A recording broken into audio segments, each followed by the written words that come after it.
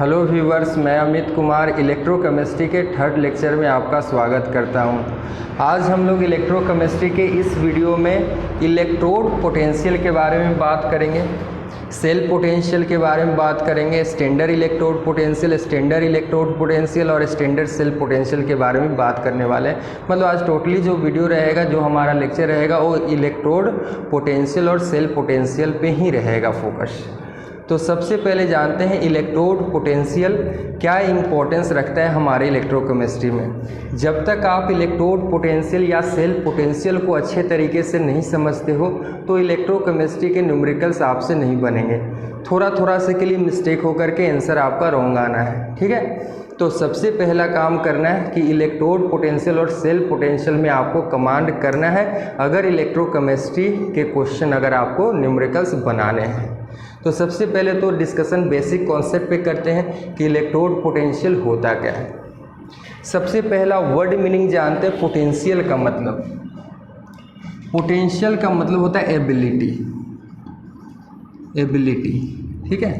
Potential का मतलब ability होता है।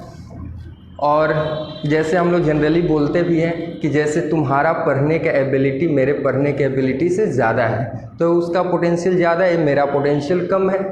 अगर कोई बच्चा हमसे ज़्यादा तेज़ दौड़ सकता है तो बोलते हैं उसका दौड़ने का पोटेंशियल हमसे ज़्यादा है। मतलब एबिलिटी की बात करते हैं ना, पोटेंशियल मीन्स एबिलिटी, ऐसे इसका वर्ड मीनिंग होगा। पोटेंशियल मीन्स एबिलिटी, किसी चीज़ को आप मेजर करते हो उसके एबिलिटी के अनुसार तो ये वर्ड यूज़ करते हैं पोटेंशियल, ठीक है। तो हालांकि यहाँ ये वर्ड से कोई लेना देना हम लोग को है नहीं, हम लोग को टोटली बात करना है इलेक्ट्रोड पोटेंशियल पे। सबसे पहला यही टॉपिक है इलेक्ट्रोड पोटेंशियल।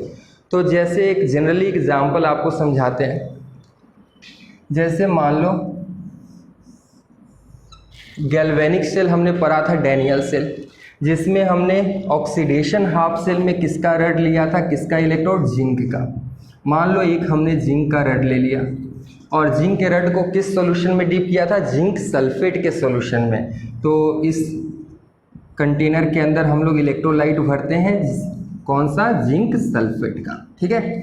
तो याद रखना है, जनरली आप बोल सकते हो, इसको जनरल वर्ड में बोल सकते हो कि आप कोई भी मेटल का रड ले लेना, ठीक है। अगर समझना हो तो आप गैल्वेनिक सेल, डैनियल सेल के को एग्जाम्पल लेट करके समझ सकते हो। ऐसे जनरली आप समझ सकते हो कि कोई भी आप मेटल ले लो, एम सिंबल हो गया, सॉलिड फॉर्म में होगा, कोई भी इलेक्ट्रोड आप ले लो मेटल का और इसके अंदर इलेक्ट्रोलाइटिक सॉल्यूशन भर दो। लेकिन वैसे इलेक्ट्रोलाइटिक सॉल्यूशन भरने हैं जिसमें मेटल के आयंस होने चाहिए। जैसे यहाँ जिंक का रड लिए आप तो जिंक सल्फेट इसके अंदर भरा गया सॉल्यूशन में, जिंक सल्फेट मतलब Zn+2 आयन मिला। वैसे ही अगर आप कॉपर लोगे तो कॉपर+2 आयन मिलना चाहिए। अगर आयरन का रड लोगे तो आयरन+2 या +3 आयन यहाँ पे होने चाहिए सॉल्यूशन में। मतलब जिस मेटल का इलेक्ट्रोड होगा उसी का इलेक्ट्रोलाइट सॉल्यूशन के अंदर आपको डालने हैं, ठीक है। तो मान लेते हैं यहाँ पर कुछ M+N के फॉर्म में कुछ आयन ब्रेक डाउन होगा। जैसे कॉपर रहेगा, कॉपर+2 में जिंक रहेगा, Zn+2 में Fe रहेगा, Fe+2 में, वैसे ही कुछ एग्जाम्पल लेट कर लिए।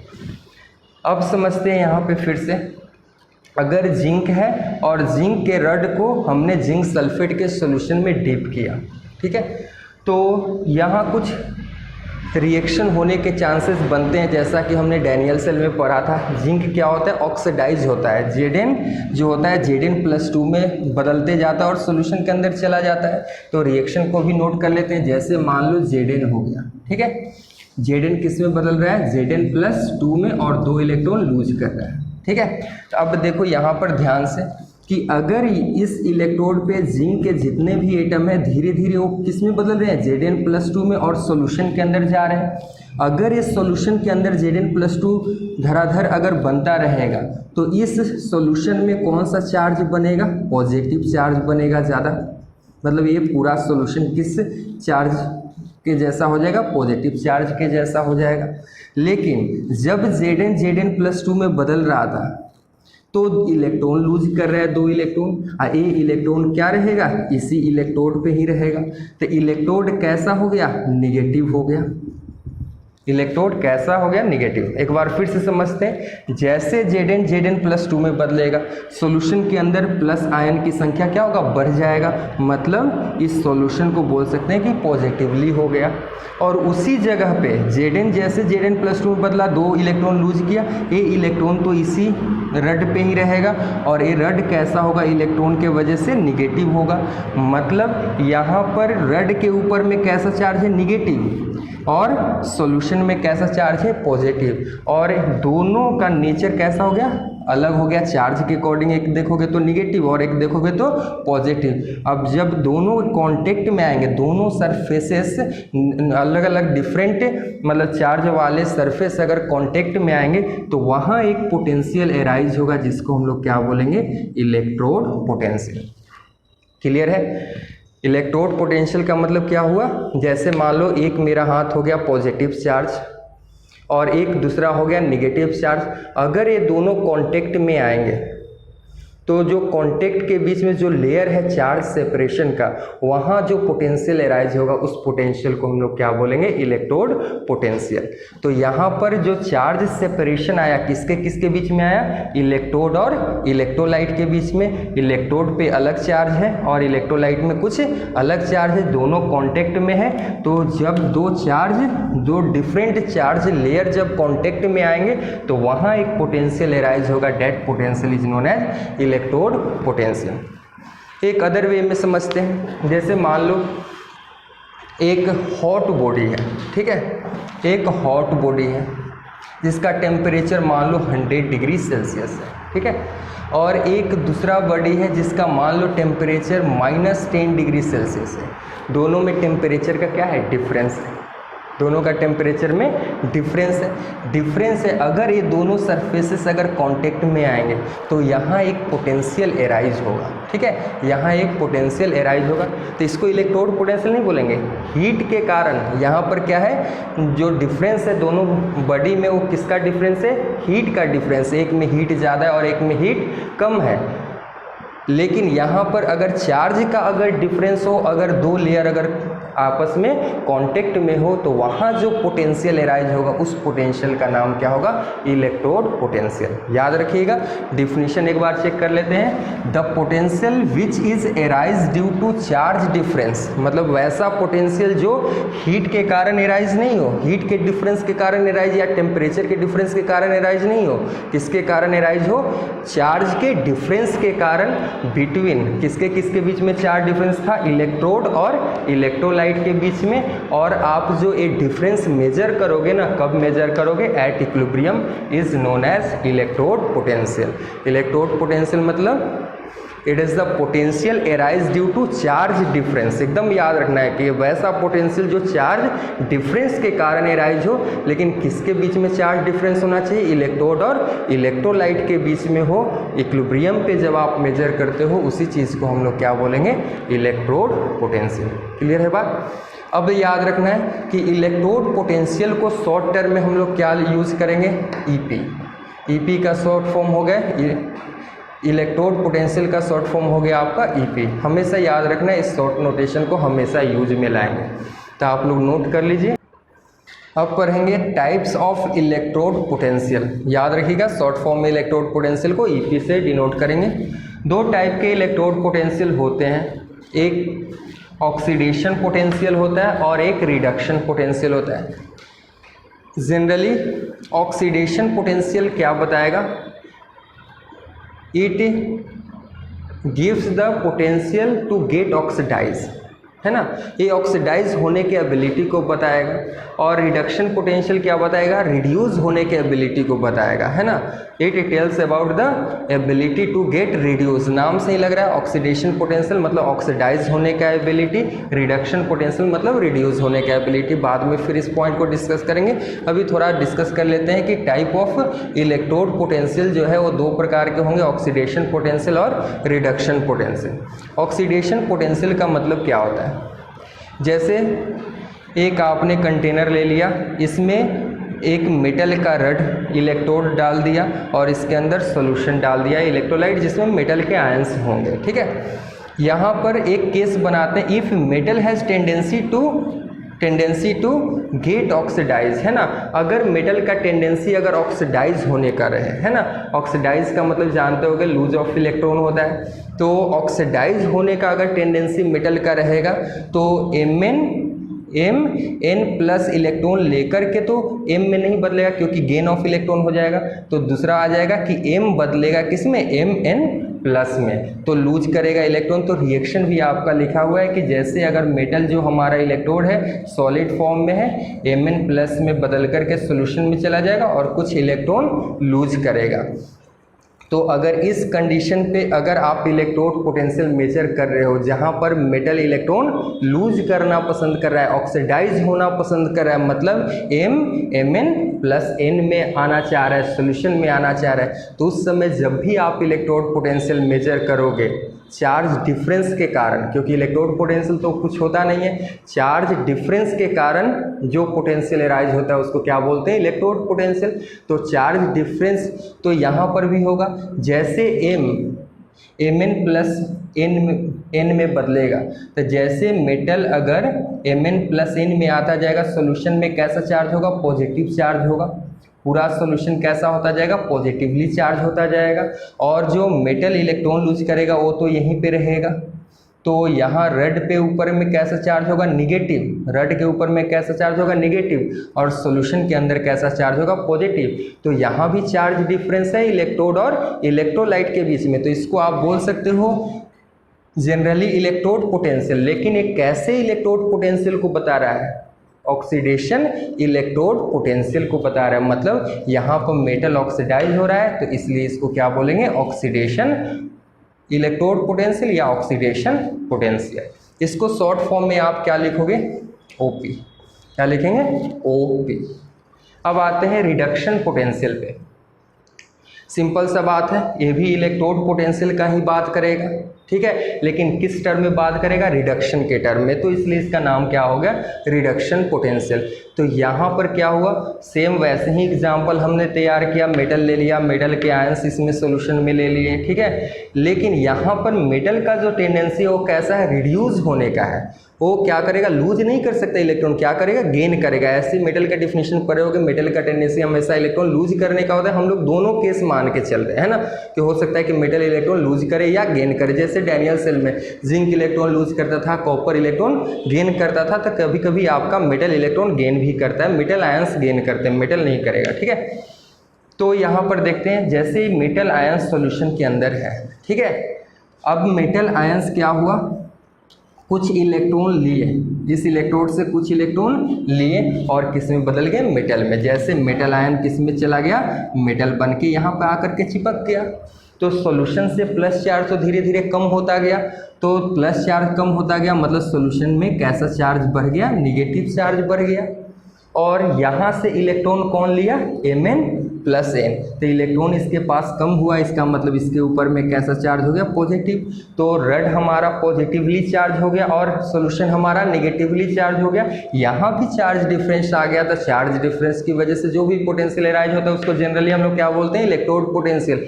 लेकिन यहाँ पर मेटल का क्या हो रहा है, रिडक्शन, गेन ऑफ इलेक्ट्रॉन है, इसलिए इसको हम लोग क्या बोलेंगे, रिडक्शन पोटेंशियल। याद रहेगा, जब इलेक्ट्रोड पोटेंशियल आप मेजर करो, अगर मेटल का ऑक्सीडेशन होगा तो उसको हम लोग क्या नाम देंगे, कौन सा पोटेंशियल, ऑक्सीडेशन पोटेंशियल। अगर मेटल का रिडक्शन होगा तो उसको क्या बोलेंगे, रिडक्शन पोटेंशियल, ठीक है। अब आते हैं नोटेशन, है ना, शॉर्ट फॉर्म नोटेशन याद रखना, ऑक्सीडेशन पोटेंशियल का ओपी और रिडक्शन पोटेंशियल का आरपी, है ना। अब रिप्रेजेंट कैसे करेंगे, तो जब भी आपका इलेक्ट्रोड पोटेंशियल होगा, ठीक है, तो इलेक्ट्रोड पोटेंशियल को शॉर्ट में ईपी लिखते हैं। इससे भी शॉर्ट नोटेशन है कि आप ई लिख दो, क्या लिख दो, ई पी लिखोगे तो पूरा इलेक्ट्रोड पोटेंशियल पढ़ा जाएगा, ई भी लिखोगे तो आप इसको क्या बोल सकते हो, इलेक्ट्रोड पोटेंशियल, ठीक है। लेकिन इलेक्ट्रोड पोटेंशियल तो लिखना समझ गए कि ई लिख देंगे, इलेक्ट्रोड पोटेंशियल होगा, ठीक है। लेकिन ऑक्सीडेशन पोटेंशियल को लिखना रहेगा तो कैसे आप लिखोगे, तो इसको भी देख लेते हैं। ये भी तो इलेक्ट्रोड पोटेंशियल था, इसका भी नोटेशन क्या होगा, ई ही होगा, ठीक है। लेकिन ई से क्या समझेगा कोई भी कि इलेक्ट्रोड पोटेंशियल है, ऑक्सीडेशन या रिडक्शन का यहाँ पर इंडिकेशन तो नहीं मिला, इन्फॉर्मेशन तो नहीं मिला, तो इस बात को ध्यान से समझिएगा, ठीक है। जैसे यहाँ पर ऑक्सीडेशन पोटेंशियल जब भी आप मेजर करते हो तो क्या चेंजिंग होता है, मेटल जो होता है वो मेटल आयंस में बदलता है, तो मेटल जो हुआ वो किस में बदला, मेटल आयंस में बदला, ठीक है। तो ये रिप्रेजेंटेशन किसका हो गया, ऑक्सीडेशन पोटेंशियल का, एकदम याद कर लो, है ना।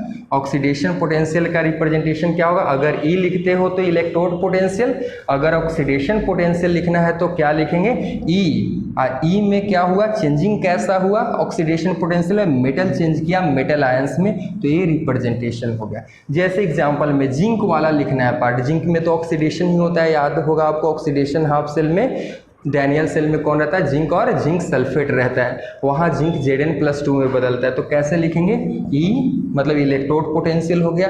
लेकिन कौन सा इलेक्ट्रोड पोटेंशियल हो गया, Zn बदला, Zn+2 में मेटल बदला, मेटल आयंस में मतलब लूज ऑफ इलेक्ट्रॉन हुआ, लूज ऑफ इलेक्ट्रॉन हुआ, इसलिए इसको कौन सा पोटेंशियल बोलेंगे, ऑक्सीडेशन पोटेंशियल, याद रखना है। अब आते हैं इसमें, है ना, रिडक्शन पोटेंशियल। रिडक्शन पोटेंशियल में क्या होगा, इलेक्ट्रोड पोटेंशियल है तो ई से तो डिनोट होगा ही, इसको भी आप किससे डिनोट करोगे, ई से। लेकिन ये रिडक्शन और ऑक्सीडेशन का इंडिकेशन तो नहीं दे रहा है, इंफॉर्मेशन तो नहीं दे रहा है, तो फिर आते हैं कि रिडक्शन पोटेंशियल में चेंजिंग क्या होता है, चेंज क्या होता है, मेटल आयंस कुछ इलेक्ट्रॉन लेकर के किस में बदलते हैं, मेटल में बदलते हैं, तो इसी चीज़ को लिखना है, मेटल आयंस, ठीक है, किस में बदल गए, मेटल में बदल गए, ठीक है। तो ये रिप्रेजेंटेशन आपका किसका हो गया कि यहाँ पर मेटल आयंस कुछ इलेक्ट्रॉन लेकर के बदल रहे हैं मेटल में, मतलब लूज ऑफ इलेक्ट्रॉन नहीं है, गेन ऑफ इलेक्ट्रॉन है, गेन ऑफ इलेक्ट्रॉन है मतलब रिडक्शन है, रिडक्शन है मतलब रिडक्शन पोटेंशियल का नोटेशन हो गया। तो ये सब बात आपको ध्यान में रखना है। जैसे आप याद करो डैनियल सेल में कॉपर जो रहता था, कॉपर का इलेक्ट्रोड और कॉपर सल्फेट कहाँ रहता था, रिडक्शन हाफ सेल में। रिडक्शन हाफ सेल में क्या होता था चेंजिंग, कि कॉपर+2 जो होता था 2 इलेक्ट्रॉन लेकर के किस में बदलता था, कॉपर में। तो ये किसका नोटेशन हो गया, कॉपर का ऑक्सीडेशन या रिडक्शन पोटेंशियल का, ये रिडक्शन पोटेंशियल है, क्योंकि कॉपर इलेक्ट्रॉन गेन करके किस में बदल रहा है, कॉपर में, ठीक है। तो याद रखना है ऑक्सीडेशन पोटेंशियल मतलब जब मेटल लूज करे, ठीक है, तो उस समय जो इलेक्ट्रोड पोटेंशियल आप मेजर करोगे उसको क्या बोलेंगे, ऑक्सीडेशन पोटेंशियल, शॉर्ट फॉर्म में उसको ओपी लिखेंगे। और इससे भी शॉर्ट फॉर्म में लिखना है, रिप्रेजेंट करना है, तो आप इस प्रकार रिप्रेजेंट कर सकते हो। और उसी प्रकार आप रिडक्शन पोटेंशियल को भी आप यूज कर सकते हो। अब यहाँ से आता है न्यूमेरिकल्स पे, ठीक है, न्यूमेरिकल्स कैसे बनाएंगे इससे रिलेटेड, है ना। तो इस पर थोड़ा सा कॉन्सेप्ट है, थोड़ा कॉन्सेप्ट को आप स्टडी कर लो। ऑक्सीडेशन पोटेंशियल, पोटेंशियल का मतलब हमने शुरुआत में बताया था एबिलिटी, है ना, किसी चीज़ को होने का एबिलिटी को बताता है आपका पोटेंशियल, ठीक है। तब आपका हो गया ऑक्सीडेशन पोटेंशियल क्या मेजर करेगा, it measure to get oxidise, है ना, ये किसको ऑक्सीडाइज होने के एबिलिटी को बताएगा, oxidised ability to get oxidise, ability to get oxidise, याद रखिएगा। ऑक्सीडाइज होने के एबिलिटी को जो पोटेंशियल बताएगा उसको क्या बोलेंगे, ऑक्सीडेशन पोटेंशियल। और यहाँ रिडक्शन पोटेंशियल में क्या लिखोगे, एबिलिटी टू गेट रिड्यूस, ठीक है। ये कॉन्सेप्ट याद रखिएगा। अगर ऑक्सीडेशन पोटेंशियल है तो इन्फॉर्मेशन आपको किस बारे में देगा, ये तो हो गया कि नहीं इसमें मेटल आपका ऑक्सीडाइज होगा, रिडक्शन पोटेंशियल तो मेटल रिड्यूस होगा, उसको आरपी से डिनोट करेंगे, इसको ओपी से डिनोट करेंगे, या शॉर्ट नोटेशन भी आप यूज़ कर सकते हो। लेकिन अगर कॉन्सेप्ट अगर आइए तो ऑक्सीडेशन पोटेंशियल का मतलब वो है क्या, वो क्या हमको इन्फॉर्मेशन देगा कि मेटल के ऑक्सीडाइज होने का एबिलिटी क्या है।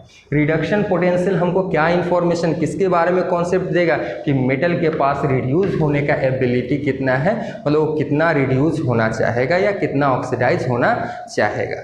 जैसे देखिए अगर एक कंटेनर हमने ले लिया और उसमें एक मेटल का रड डिप कर दिया गया और इसमें सॉल्यूशन जो भरा गया इसी मेटल के आयंस का भरा गया, ठीक है, जैसे जिंक और जिंक सल्फेट, कॉपर और कॉपर सल्फेट का, ठीक है।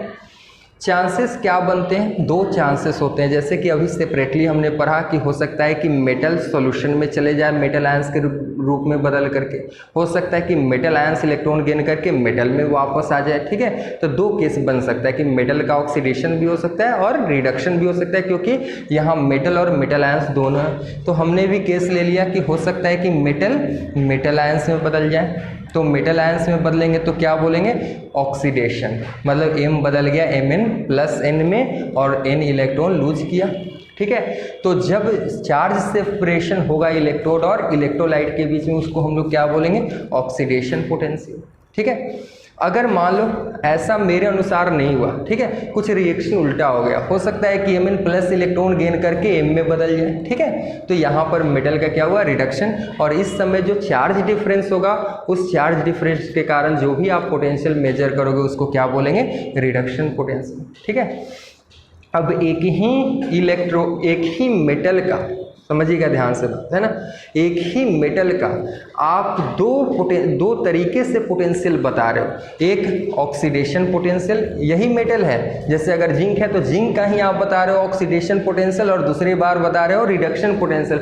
मतलब जिंक का जो है या कोई भी मेटल का है, दो प्रकार के पोटेंशियल एग्जिस्ट कर सकते हैं, ऑक्सीडेशन पोटेंशियल। लेकिन ऑक्सीडेशन पोटेंशियल किसके एबिलिटी को बताएगा, ऑक्सीडाइज होने के एबिलिटी को बताएगा, और जो रिडक्शन पोटेंशियल है रिड्यूस होने के एबिलिटी को बताएगा।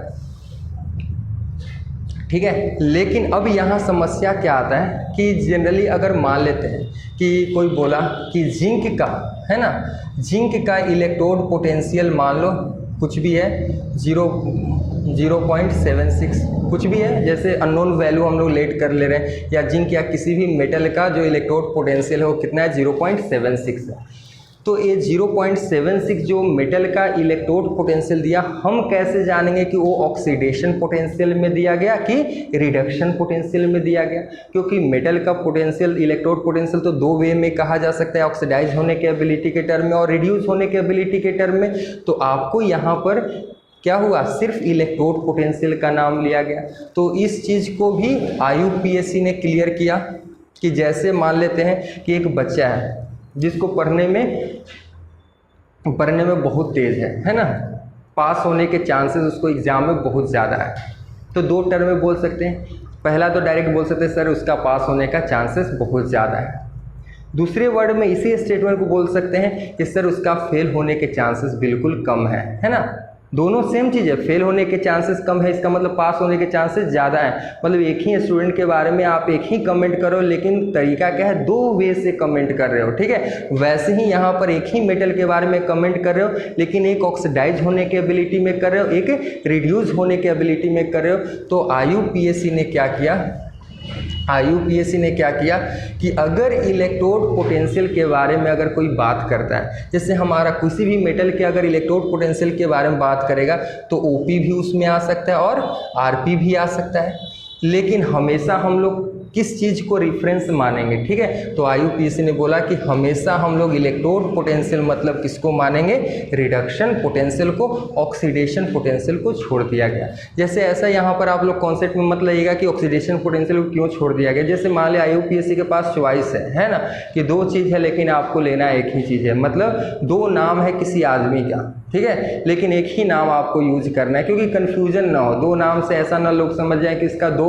अलग अलग चीज़ है ना, दो अलग अलग आदमी है। ठीक है, एक नाम यूज करना था, तो IUPAC ने किसको प्रीफर किया, और रिडक्शन पोटेंशियल को। कोई अगर बोले कि ऑक्सीडेशन पोटेंशियल को क्यों नहीं इलेक्ट्रोड पोटेंशियल IUPAC माना, बस जनरल है, किसी भी मेटल का जो पोटेंशियल होता है ऑक्सीडेशन पोटेंशियल भी हो सकता है, रिडक्शन पोटेंशियल भी हो सकता है। ठीक है, लेकिन IUPAC के पास एक ही मेटल के दो पोटेंशियल है, तो उसमें से एक को चॉइस करना था, उसने क्या चॉइस किया, रिडक्शन पोटेंशियल को। तो जब भी अगर आपको कहीं पे भी मिले, ठीक है, इलेक्ट्रोड पोटेंशियल, तो वहाँ पे एक कंफ्यूज नहीं करना है, या ये पूछने का जरूरत नहीं है कि ऑक्सीडेशन पोटेंशियल है सर या रिडक्शन पोटेंशियल है। ऑब्वियसली वो कौन सा पोटेंशियल होगा, रिडक्शन पोटेंशियल। ठीक है, किसके अकॉर्डिंग, IUPAC के अकॉर्डिंग। तो ये कॉन्सेप्ट आपको ध्यान में रखने होंगे। अब आते हैं, जैसे कि हमने बोला कि किसी स्टूडेंट के पास होने की एबिलिटी ज़्यादा है, मतलब फेल होने की एबिलिटी कम है। ये जो स्टेटमेंट है एक ही स्टेटमेंट है, लेकिन एक पॉजिटिव वे में बोला गया कि उसका पास होने का एबिलिटी या चांसेस ज़्यादा है। अब फेल होना, फेल मतलब जस्ट इसके ऑपोजिट वर्ड हो गया। तो वैसे ही अगर कभी अगर आवश्यकता पड़े कि ऑक्सीडेशन पोटेंशियल को आपको चेंज करना है रिडक्शन पोटेंशियल में या रिडक्शन पोटेंशियल को चेंज करना है ऑक्सीडेशन पोटेंशियल में, तो सिर्फ आप क्या करोगे, साइन चेंज कर देना। साइन क्या करोगे, चेंज साइन, है ना। जैसे मान लो OP से अगर हमको RP जाना है, ठीक है, तो माइनस RP लिख सकते हैं, ठीक है, तो साइन चेंज कर दो, है ना।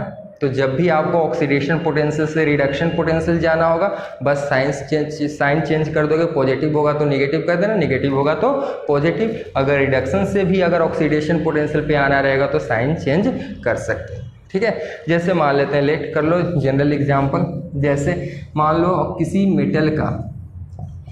मेटल का इलेक्ट्रोड पोटेंशियल मतलब रिडक्शन पोटेंशियल बोल रहे हैं, है ना। मान लो 0.79 वोल्ट है, ठीक है, 0.79 वोल्ट है। अगर कोई बोला कि इसी मेटल का हमको ऑक्सीडेशन पोटेंशियल जानना है, ठीक है, तो क्या करना है, सिर्फ साइन चेंज कर देंगे। जैसे रिडक्शन पोटेंशियल हमको मालूम है, ऑक्सीडेशन पोटेंशियल पे जाना है, मतलब चेंज कर देंगे साइन, तो माइनस 0.79 वोल्ट होगा, तो ये हो गया ऑक्सीडेशन पोटेंशियल। अगर ऑक्सीडेशन से रिडक्शन जाना होगा फिर भी साइन चेंज कर देंगे, मतलब अगर ऑक्सीडेशन रिडक्शन में चेंज करना हो तो चेंज द साइन, है ना। फैक्टर अफेक्टिंग इलेक्ट्रोड पोटेंशियल मतलब ऐसा कौन कौन सा फैक्टर है जिस पे इलेक्ट्रोड पोटेंशियल डिपेंड करता है। अभी हमने क्या पढ़ा, इलेक्ट्रोड पोटेंशियल क्या होता है, इलेक्ट्रोड और इलेक्ट्रोलाइट के बीच में जो चार्ज का डिफरेंस के कारण जो पोटेंशियल अराइज होगा उसको इलेक्ट्रोड पोटेंशियल बोलेंगे। उसमें हो सकता है कि मेटल आयंस में बदले या मेटल आयंस मेटल में बदले, मतलब मेटल के दोनों चांसेस हैं, ऑक्सीडेशन के भी चांसेस बनते हैं और रिडक्शन के भी चांसेस बनते हैं। अगर ऑक्सीडेशन होता है तो ऑक्सीडेशन पोटेंशियल कहेंगे, अगर रिडक्शन होता है तो रिडक्शन पोटेंशियल कहेंगे। अगर कोई इलेक्ट्रोड पोटेंशियल दिया हुआ है, ठीक है, तो उसको आप ऑक्सीडेशन पोटेंशियल मानोगे उस इलेक्ट्रोड का कि रिडक्शन पोटेंशियल मानोगे। तो IUPAC ने बोला कि दोनों नाम में से एक नाम उसने चॉइस किया रिडक्शन पोटेंशियल, मतलब कहीं भी इलेक्ट्रोड पोटेंशियल हो तो आप उसको रिडक्शन पोटेंशियल लेट कर सकते हो, ठीक है, लेट करना ही है, कर सकते हो नहीं, है ना। अब नेक्स्ट पॉइंट आता है, कौन कौन सा ऐसा फैक्टर है जिस पे इलेक्ट्रोड पोटेंशियल डिपेंड करता है। तो पहला है आपका टेम्परेचर, है ना। टेम्परेचर पे इलेक्ट्रोड पोटेंशियल वैरी करेगा, ठीक है, टेम्परेचर बदलेगा इलेक्ट्रोड पोटेंशियल भी बदलेगा। अब कैसे बदलेगा इस पॉइंट को अगले टॉपिक में समझेंगे, लेकिन अभी के लिए याद रखना है कि कौन कौन सा फैक्टर पे इलेक्ट्रोड पोटेंशियल डिपेंड करता है। तो फर्स्ट आ जाएगा आपका टेम्परेचर। सेकेंड में आपका क्या आएगा, एक बात और भी बता दे रहे हैं, इलेक्ट्रोड पोटेंशियल जो अराइज हुआ चार्ज डिफरेंस के कारण हुआ, है ना। तो जितना ज़्यादा चार्ज होगा उतना ज़्यादा इलेक्ट्रोड पोटेंशियल होगा, जितना कम चार्ज होगा उतना कम इलेक्ट्रोड पोटेंशियल होगा। मतलब इलेक्ट्रोड पोटेंशियल जो होगा ना वो डायरेक्टली प्रोपोर्शनल टू बोल सकते हैं चार्ज, है ना। तो पहला तो टेम्परेचर हो गया, दूसरा हो गया आपका मेटल एंड मेटल आयंस, है ना। मेटल और मेटल आयंस, जैसे आप देखो इलेक्ट्रोड में आपने इस्तेमाल किया था मेटल और आपने सॉल्यूशन में भरा था क्या, मेटल आयंस। जैसे देखो अगर मान लो जिंक अगर चेंज हो गया Zn+2 में कुछ चार्ज सेपरेशन आएगा, ठीक है, लेकिन अगर मान लो Fe रहे, अगर Fe+3 में चेंज हो जाए तो चार्ज अलग होगा कि नहीं हुआ। तो यहाँ पर जो चार्ज सेपरेशन आएगा जिंक से कुछ अलग आयरन में आएगा, तो चार्ज सेपरेशन अलग आया तो इलेक्ट्रोड पोटेंशियल भी अलग आएगा। मतलब यहाँ पर मेटल और मेटल आयंस पे भी डिपेंड करेगा कि इलेक्ट्रोड पोटेंशियल क्या होगा, ठीक है, क्लियर है बात, ठीक है। तो याद रखना है कि अफेक्टिंग जो फैक्टर होगा इलेक्ट्रोड पोटेंशियल वो डायरेक्टली प्रोपोर्शनल टू चार्ज ही होना है, क्योंकि चार्ज की वजह से ही इलेक्ट्रोड पोटेंशियल आता है। तो चार्ज अगर देखोगे तो दोनों मेटल पे क्या अलग अलग है, तो इलेक्ट्रोड पोटेंशियल भी अलग अलग होंगे, ठीक है। तो मेटल और मेटल आयंस पे डिपेंड करेगा, ठीक है। थर्ड में आ जाएगा कॉन्सेंट्रेशन को आप स्क्वायर ब्रैकेट से भी रिप्रेजेंट कर सकते हो, ठीक है। तो याद रखिएगा अगर आपका सॉल्यूशन के अंदर, ठीक है, सॉल्यूशन के अंदर अगर कॉन्सेंट्रेशन ज़्यादा रहेगा, ठीक है, तो ज़्यादा चार्ज होगा। जैसे देखो अगर मान लेते हैं इलेक्ट्रोड है, ठीक है, इस पे मान लो प्लस चार्ज है, इस पे कैसा है, रिएक्शन के कारण प्लस चार्ज आया, ठीक है। अगर सॉल्यूशन में हम लोग अगर मान लो ये मेटल है ना, इसमें सॉल्यूशन है और M प्लस N है, ठीक है। मान लो इस पे निगेटिव चार्ज है, ठीक है। अगर सॉल्यूशन में कॉन्सेंट्रेशन M प्लस N का आयन का ज़्यादा रहेगा तो इस पे प्लस चार्ज क्या होगा, ज़्यादा होगा, ठीक है। जनरली समझते हैं प्लस चार्ज ज़्यादा होगा, सॉल्यूशन का कॉन्सेंट्रेशन अगर ज़्यादा तो प्लस चार्ज सॉल्यूशन में ज़्यादा, इस पे निगेटिव चार्ज ज़्यादा, तो यहाँ पर चार्ज सेपरेशन क्या होगा, बढ़ जाएगा, मतलब इलेक्ट्रोड पोटेंशियल भी चेंज हो जाएगा। तो याद रखना है कॉन्सेंट्रेशन पे भी आपका इलेक्ट्रोड पोटेंशियल डिपेंड करेगा। अब देखो अगर गैस की बात होता है तो कॉन्सेंट्रेशन को हम लोग क्या करते हैं, जब लिक्विड फॉर्म में रहेगा तो उसको कॉन्सेंट्रेशन ही बोलेंगे, जिसको मोलारिटी के तौर पे हम लोग यूज करेंगे, है ना। लेकिन अगर गैस रहेगा ना, तो गैस अगर रहेगा तो उसका पार्शियल प्रेशर यूज करेंगे। क्या यूज करेंगे, पार्शियल प्रेशर। अगर आपका सॉल्यूशन नहीं है वहाँ पर, गैसियस स्टेट में अगर आपका है सब्सटेंस, तो आप यूज़ क्या करोगे कॉन्सेंट्रेशन के वजह, पार्शियल प्रेशर, है ना। क्योंकि जब भी आप पढ़े होगे स्टेट ऑफ मैटर अगर 11th में, तो वहाँ बताया गया था कि अगर कॉन्सेंट्रेशन मेजर करना है गैस का तो कॉन्सेंट्रेशन मेजर गैस का नहीं करते हैं, क्या करते हैं, उसका पार्शियल प्रेशर मेजर करते हैं। क्योंकि पार्शियल प्रेशर जितना ज़्यादा गैस का होगा उतना ज़्यादा गैस का कॉन्सेंट्रेशन होगा, है ना। कॉन्सेंट्रेशन मीन्स अमाउंट, है ना। तो याद रखना है कि कौन कौन सा फैक्टर हो गया इलेक्ट्रोड पोटेंशियल को अफेक्ट करने वाला। पहला हो गया टेम्परेचर, दूसरा हो गया मेटल और मेटल आयंस, और थर्ड हो गया कॉन्सेंट्रेशन। और अगर गैस के स्टेट में रहता है कोई भी अगर इलेक्ट्रोड और इलेक्ट्रोलाइट, तो उस केस में हम लोग क्या यूज करेंगे, पार्शियल प्रेशर, है ना। अब आते हैं कि यहाँ पर एक हम लोग को दो टॉपिक में पढ़ना है आपका इलेक्ट्रोड पोटेंशियल, ठीक है। एक होगा इलेक्ट्रोड पोटेंशियल और एक होगा आपका स्टैंडर्ड इलेक्ट्रोड पोटेंशियल। इसको लिख दे रहे हैं, क्या हो जाएगा, standard electrode potential. Standard electrode potential short form में क्या होगा, SEP। और इलेक्ट्रोड पोटेंशियल तो जानते हो EP से डिनोट होता है, ठीक है। अगर टेम्परेचर कुछ भी रहे, एनी टेम्परेचर, ठीक है, कोई भी टेम्परेचर रहे, कॉन्सेंट्रेशन जो रहेगा, मोलारिटी जो रहेगा, कुछ भी रहे, एनी कुछ भी हो सकता है, ठीक है। और मेटल और जो आपका मेटल रहे या मेटल आयंस भी कुछ भी रहे, ठीक है। तो आप जब भी इलेक्ट्रोड पोटेंशियल मेजर करोगे तो उसको इलेक्ट्रोड पोटेंशियल ही बोलेंगे, ठीक है। मतलब जनरली क्या हो गया, किसी भी टेम्परेचर पे, किसी भी कॉन्सेंट्रेशन पे, किसी भी मेटल और मेटल आयंस का जब आप पोटेंशियल मेजर करते हो चार्ज डिफरेंस की वजह से, तो उसको क्या बोलते हैं, इलेक्ट्रोड पोटेंशियल, जो हम लोग समझ चुके हैं ना जनरली। लेकिन स्टैंडर्ड इलेक्ट्रोड पोटेंशियल क्या है, ये भी तो इलेक्ट्रोड पोटेंशियल, लेकिन एक वर्ड आ गया स्टैंडर्ड। तो एक याद रखना, स्टैंडर्ड कंडीशन,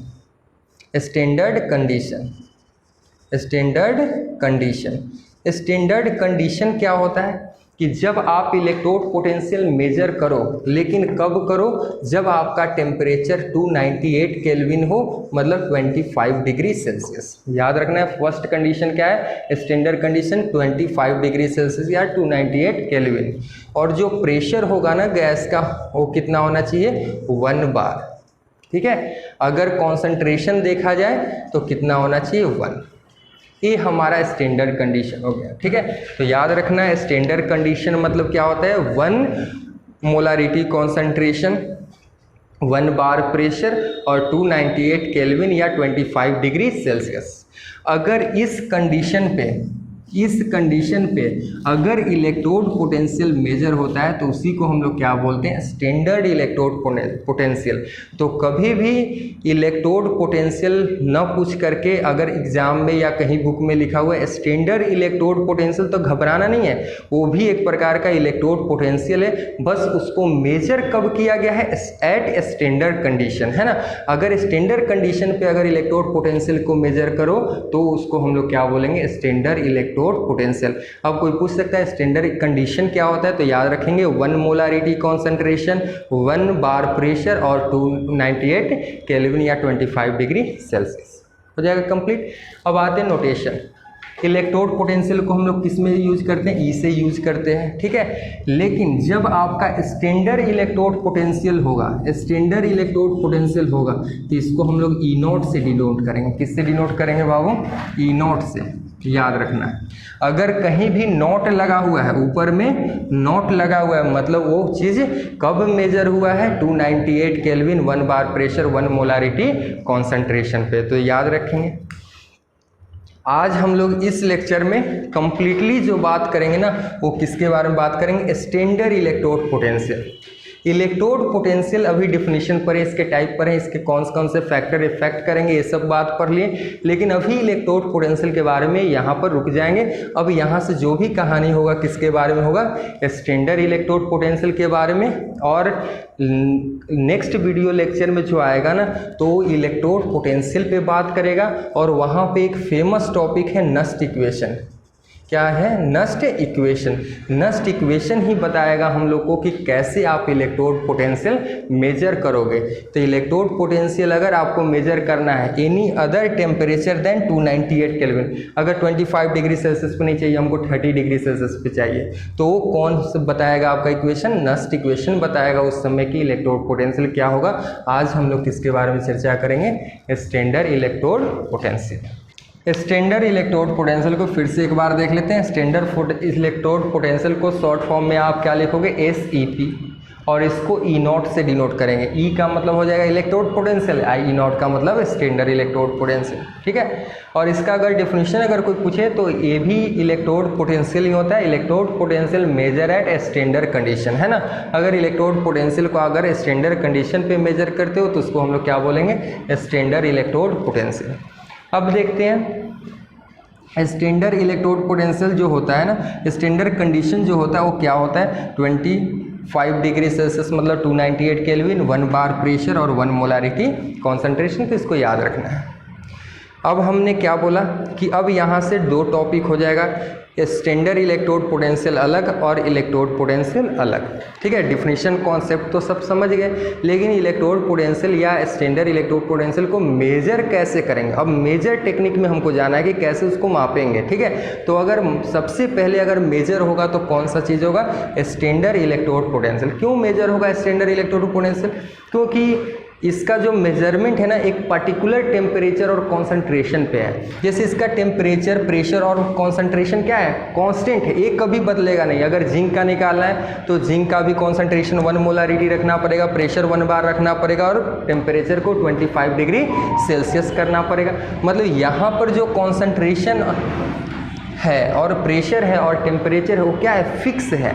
तो फिक्स है तो पहले फिक्स पे अगर कैलकुलेट करना हो तो ये बहुत आसान है। जैसे सपोज दैट जिंक का हमको स्टैंडर्ड इलेक्ट्रोड पोटेंशियल निकालना है, तो सीधा सीधा क्या करेंगे, जिंक का रड लेंगे, ठीक है। इसमें 1 मोलारिटी कॉन्सेंट्रेशन पे ZnSO4 भर देंगे और टेम्परेचर रखेंगे 225 डिग्री सेल्सियस और वोल्ट मीटर लगा करके क्या कर लेंगे, इसका पोटेंशियल मेजर कर लेंगे। तो वोल्ट मीटर जो इलेक्ट्रोड पोटेंशियल बताएगा वो इलेक्ट्रोड पोटेंशियल नहीं होगा, क्योंकि आपने इलेक्ट्रोड पोटेंशियल स्टैंडर्ड कंडीशन पे मेजर किया, इसलिए क्या कहलाएगा, स्टैंडर्ड इलेक्ट्रोड पोटेंशियल। तो स्टैंडर्ड इलेक्ट्रोड पोटेंशियल मेजर करना बिल्कुल आसान है, क्योंकि इसमें टेम्परेचर, कॉन्सेंट्रेशन और प्रेशर दिया हुआ है, वो गिवन है, वो चेंज होने वाला नहीं है। लेकिन अगर इलेक्ट्रोड पोटेंशियल की बात करें तो वहाँ पर टेम्परेचर कभी 100 डिग्री सेल्सियस भी हो सकता है, 200 भी हो सकता है, 500 भी हो सकता है। कॉन्सेंट्रेशन भी 1 मोलारिटी के जगह 5 मोलारिटी, 10 मोलारिटी, 25 भी रह सकता है। मतलब वहाँ पे कॉन्सेंट्रेशन, टेम्परेचर और प्रेशर क्या करेंगे, वेरी करेंगे। तो वेरी करेंगे तो वहाँ पर दिक्कत होगा हमको कैलकुलेट करने में। तो उसके लिए नेक्स्ट टॉपिक में हम लोग पढ़ेंगे नस्ट इक्वेशन, और नस्ट इक्वेशन की मदद से हम लोग जानेंगे कि कैसे इलेक्ट्रोड पोटेंशियल को मेजर करते हैं। आज हम लोग सीखेंगे स्टैंडर्ड इलेक्ट्रोड पोटेंशियल को मेजर करना। और एक बात ध्यान दीजिएगा, सबसे शुरुआत में हमने क्या बोला था, पोटेंशियल मीन्स एबिलिटी होता है। क्या आप अपना एबिलिटी मेजर कर सकते हो? कोई भी आदमी अपना एबिलिटी एक्यूरेटली मेजर नहीं कर सकते। ये नहीं बोल सकते मेजर नहीं कर सकता, एक्यूरेटली मेजर नहीं कर सकता। जैसे क्या तुम अपना पढ़ने का एबिलिटी मेजर कर सकते हो, कितना तुम पढ़ सकते हो? नहीं। अनुमान लगा सकते हो कि सर मेरा पढ़ने का एबिलिटी 2 घंटा है पर डे, है ना, या 3 घंटा है। लेकिन 3 घंटा से ज़्यादा भी तुम पढ़ सकते हो या थोड़ा कम भी पढ़ सकते हो, एक्यूरेटली आप ये नहीं बता सकते। जैसे खाने का कोई अपना एबिलिटी बता सकता है कि सर कितना हम खा सकते हैं, हो सकता है थोड़ा कम हो जाए या थोड़ा कभी अधिक हो जाए, तो इसलिए एबिलिटी को एक्यूरेटली मेजर नहीं किया जा सकता है। हमेशा एबिलिटी जो होता है ना वो डिफरेंस के टर्म में मालूम करते हैं। जैसे दो स्टूडेंट हैं, अगर एक स्टूडेंट मेरे पास पढ़ रहा हो तो हम क्या बोलेंगे, हमारे लिए तेज भी वही है और बेवकूफ़ भी वही है।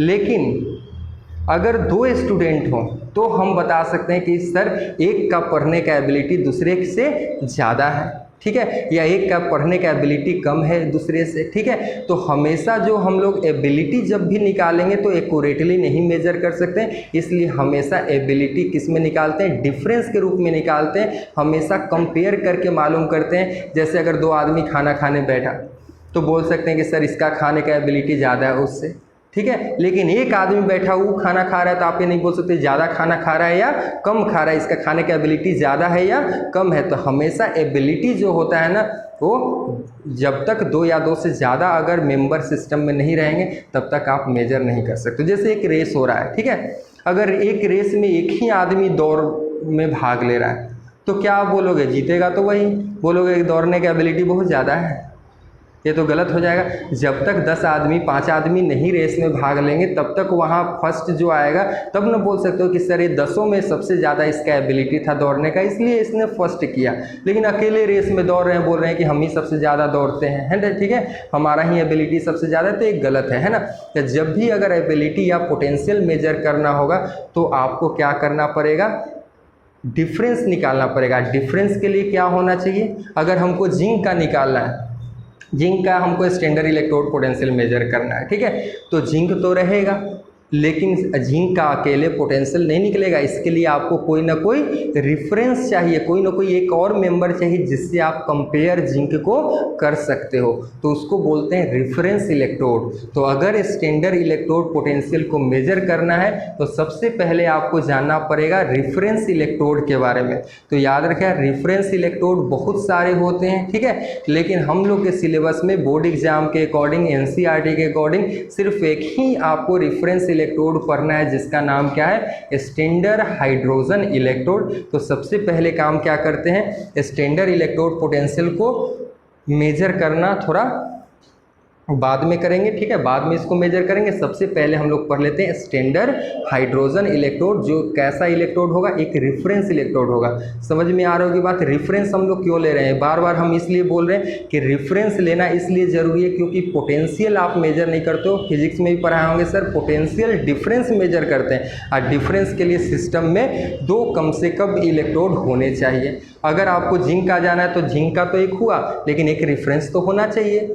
अगर कॉपर का स्टैंडर्ड इलेक्ट्रोड पोटेंशियल या पोटेंशियल डिफरेंस निकालना है तो कॉपर तो होगा, लेकिन उसके अलावा भी तो एक होना चाहिए जिससे आप डिफरेंस कैलकुलेट कर सको। तो याद रखिएगा किसी भी इलेक्ट्रोड का अगर स्टैंडर्ड इलेक्ट्रोड पोटेंशियल निकालना है, किसी भी मेटल का अगर स्टैंडर्ड इलेक्ट्रोड पोटेंशियल निकालना है तो बिना रिफरेंस इलेक्ट्रोड के आप मेजर नहीं कर सकते हो, क्योंकि किसी भी मेटल का स्टैंडर्ड इलेक्ट्रोड पोटेंशियल मेजर नहीं होता है, वो डिफरेंस के रूप में होता है, difference of standard electrode potential. इसलिए सबसे पहले हम लोग को क्या पढ़ना चाहिए, सबसे पहले पढ़ना चाहिए रिफरेंस इलेक्ट्रोड। तो सबसे हमारा सिलेबस में जो है सबसे अच्छा रिफरेंस इलेक्ट्रोड क्या है, standard hydrogen electrode. Standard hydrogen electrode short form में इसको आप क्या लिखोगे, SHE, मतलब स्टैंडर्ड हाइड्रोजन इलेक्ट्रोड। स्टैंडर्ड लगा हुआ है तो सबसे पहले तो याद रखना है कि स्टैंडर्ड का नोटेशन होता है ऊपर में नॉट रहेगा, ठीक है। दूसरा क्या है कि ये मेजर होगा 298 केल्विन या 25 degree Celsius, 1 bar pressure and 1 molarity concentration, ठीक है। तो स्टैंडर्ड का मतलब तो समझ गए। अब आते हैं स्टैंडर्ड हाइड्रोजन इलेक्ट्रोड है क्या, हमारी इलेक्ट्रोकेमिस्ट्री में आया क्यों, क्योंकि हम लोग स्टैंडर्ड इलेक्ट्रोड पोटेंशियल मेजर नहीं कर सकते हैं किसी भी मेटल का, क्योंकि उसको अगर मेजर करना है तो कोई ना कोई रेफरेंस में एक इलेक्ट्रोड लेना पड़ेगा। तो उस रेफरेंस के लिए हमने एक ले लिया, एक रेफरेंस इलेक्ट्रोड के रूप में क्या, स्टैंडर्ड हाइड्रोजन इलेक्ट्रोड। तो ये लिखा भी हुआ, it is a reference electrode which is used to measure standard electrode potential of any electrode at standard condition. अगर स्टैंडर्ड कंडीशन पे किसी भी इलेक्ट्रोड का अगर स्टैंडर्ड इलेक्ट्रोड पोटेंशियल मेजर करना है तो आप एक रेफरेंस इलेक्ट्रोड के रूप में यूज करोगे आप स्टैंडर्ड हाइड्रोजन इलेक्ट्रोड। अब आते हैं कि स्टैंडर्ड हाइड्रोजन इलेक्ट्रोड, तो ये तो समझिए कि हमारे इलेक्ट्रोकेमिस्ट्री में आया क्यों है, स्टैंडर्ड इलेक्ट्रोड पोटेंशियल मेज़र करने के लिए, ठीक है। लेकिन एक्चुअली ये होता क्या है ना। तो इसका सिस्टम में देख लो, कुछ डायग्रामेटिकली आपको रिप्रेजेंट किया हुआ है। अब इसमें एक कंटेनर होता है, ठीक है। इस कंटेनर में क्या होगा, एक ग्लास का ट्यूब होगा, ठीक है, और प्लेटिनियम का वायर होगा, और प्लेटिनियम के वायर से कनेक्टेड होगा फाइनली डिवाइडेड पीटी इलेक्ट्रोड। मतलब प्लेटिनियम को छोटे छोटे टुकड़ों में फाइनली डिवाइड करके एक इलेक्ट्रोड बना दिया गया और इसको वायर से कनेक्ट कर दिया गया, ठीक है। एक कंटेनर लिया गया, ठीक है, और प्लेटिनियम को फाइनली डिवाइडेड करके इसको इलेक्ट्रोड के रूप में लिया गया और इसको वायर से कनेक्ट कर दिया गया। और इस ग्लास ट्यूब के अंदर हाइड्रोजन गैस फ्लो किया जा रहा है, लेकिन हाइड्रोजन गैस का प्रेशर कितना होना चाहिए, 1 बार, क्योंकि स्टैंडर्ड है तो स्टैंडर्ड का कंडीशन भी फॉलो करना चाहिए, 1 बार और 298 केल्विन। और इसका जो सॉल्यूशन रहेगा ना वो HCl का रहेगा या कोई भी एसिड का आप बोल सकते हो, लेकिन उसमें H+ का कॉन्सेंट्रेशन जो होगा ना वो कितना होना चाहिए, 1 मोलारिटी, क्योंकि स्टैंडर्ड के लिए कॉन्सेंट्रेशन कितना चाहिए, 1 मोलारिटी, ठीक है। डायग्राम तो याद रहेगा। एक एपरेटस ले रहे हैं, कंटेनर ले लोगे, ठीक है, उसमें प्लेटिनियम के फाइनली डिवाइडेड के रूप में इलेक्ट्रोड आपको ले लेना है, उससे वायर कनेक्ट कर देंगे, है ना। अब उसको ग्लास ट्यूब में पैक कर देना और उसके अंदर हाइड्रोजन गैस को फ्लो करवाना है। लेकिन सारे टर्म किस में रहेंगे, स्टैंडर्ड कंडीशन, मतलब हाइड्रोजन गैस का प्रेशर भी रहेगा 1 बार और टेम्परेचर 298 केल्विन, और जो भी सॉल्यूशन इसमें भरोगे आप एसिड का, उसका कॉन्सेंट्रेशन कितना होना चाहिए, 1 मोलारिटी। HCl को आप H+ भी बोल सकते हो, क्योंकि हमको यहाँ पर H+ का सॉल्यूशन चाहिए था, ठीक है। अब आते हैं, तो अगर इसको लिखना रहेगा बोर्ड एग्जाम में तो अपना लैंग्वेज लिख लेना, ठीक है, कि यहाँ पर क्या होता है, सॉल्यूशन के रूप में आप एसिड का सॉल्यूशन लेते हो 1 मोलारिटी पे, और इसमें प्लेटिनियम के फाइनली डिवाइडेड इलेक्ट्रोड रहते हैं जिसको प्लेटिनियम से ही वायर से कनेक्टेड होते हैं, और सभी का अपना डायग्राम बना देना है और सभी चीज़ को यूज कर देना है, ठीक है। अब आगे आते हैं, जो हमारा स्टैंडर्ड हाइड्रोजन इलेक्ट्रोड है उसके पोटेंशियल को एज्यूम कर लिया गया कितना, 0.00 वोल्ट। मतलब इस इलेक्ट्रोड पोटेंशियल को, हाइड्रोजन इलेक्ट्रोड पोटेंशियल को हमने क्या मेजर कर लिया, कि एज्यूम कर लिया कि ये 0 होगा। इसी को रिफरेंस मान करके हम लोग अलग अलग इलेक्ट्रोड या अलग अलग मेटल का स्टैंडर्ड इलेक्ट्रोड पोटेंशियल मेजर करेंगे, ठीक है। अब याद रखना है, ये स्टैंडर्ड हाइड्रोजन इलेक्ट्रोड का शॉर्ट रिप्रेजेंटेशन हो गया, क्योंकि स्टैंडर्ड हाइड्रोजन इलेक्ट्रोड में था कौन कौन सा चीज़, पहला तो प्लेटिनियम का इलेक्ट्रोड था तो PT लिख दिया गया, ठीक है, और साथ में इसमें हाइड्रोजन गैस बबल किया गया, इसलिए हाइड्रोजन गैस भी लिख दिए, और साथ में स्लैश दे करके सॉल्यूशन में क्या भरे थे आप, HCl डाले थे 1 मोलारिटी के साथ, या H+ का सॉल्यूशन डाले थे आप 1 मोलारिटी के साथ, तो HCl भी लिख सकते हो 1 मोलारिटी के साथ, या H+ भी लिख सकते हो 1 मोलारिटी के साथ। तो समझ में आता है बात कि स्टैंडर्ड हाइड्रोजन इलेक्ट्रोड में 3 ही कंपोनेंट होंगे, इलेक्ट्रोड के रूप में आपका प्लेटिनियम, दूसरा हाइड्रोजन गैस को बबल करना है, और तीसरा आपका एसिड का सॉल्यूशन। 3 ही एकदम, अगर स्टैंडर्ड हाइड्रोजन इलेक्ट्रोड अगर कभी भूल भी जाओ, 3 कंपोनेंट को ध्यान में रखना है। इलेक्ट्रोड के रूप में आपको प्लेटिनियम, और सॉल्यूशन के रूप में आपको H+, और उसके अंदर हाइड्रोजन गैस बबल करना है, और उसके पोटेंशियल को हम लोग कितना मान के चलेंगे, 0 वोल्ट। अब आते हैं रिएक्शन, है ना। अब आते हैं रिएक्शन पे, कि अगर हाइड्रोजन इलेक्ट्रोड में, स्टैंडर्ड हाइड्रोजन इलेक्ट्रोड में अगर रिएक्शन होगा तो क्या होगा। हमको तो लगता है 3 कंपोनेंट अगर इसके अंदर हैं, PT, H2 और H+, यही तीनों आपस में रिएक्ट करेंगे, क्योंकि जो रहेगा वही तो रिएक्ट करेगा। अब यहाँ पर एक चीज़ आप पढ़े होगे, प्लेटिनियम जो होता है वो इनर्ट होता है। इनर्ट का मतलब ये रिएक्शन में पार्टिसिपेट नहीं करता, इसको बोलते हैं इनर्ट इलेक्ट्रोड। इनर्ट इलेक्ट्रोड भी याद रखना, कभी कभी एग्जाम में पूछ देता है कि इनर्ट इलेक्ट्रोड किसको बोलते हैं, तो वैसे इलेक्ट्रोड जो रिएक्शन में पार्टिसिपेट नहीं करते हैं सेल के अंदर, तो उसको क्या बोलेंगे, इनर्ट इलेक्ट्रोड। एग्जाम्पल में आप क्या दे सकते हो, प्लेटिनम।